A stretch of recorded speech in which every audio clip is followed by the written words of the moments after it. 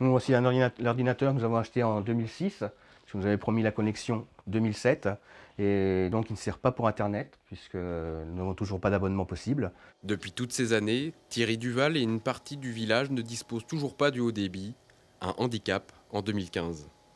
Il y a à peu près 150 maisons, disons, qui ne sont pas raccordées avec le haut débit.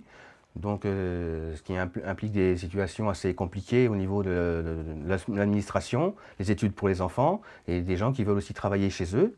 Exaspérés, certains de ses voisins se contentent d'Internet par satellite ou de la 4G.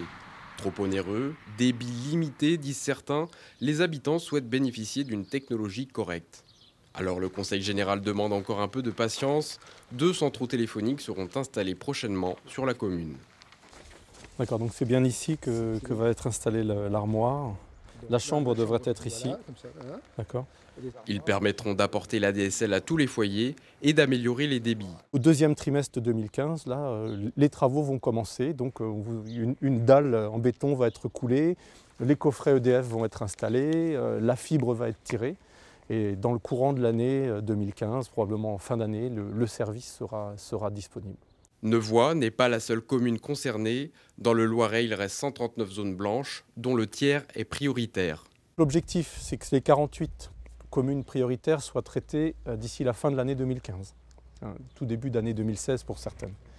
Et les autres, en fait, pour arriver à 139, seront traitées progressivement dans les 4-5 années qui suivent. En parallèle, le Conseil général du Loiret a confié une délégation de services publics au groupe SFR Numéricable pour développer le très haut débit d'ici 2022.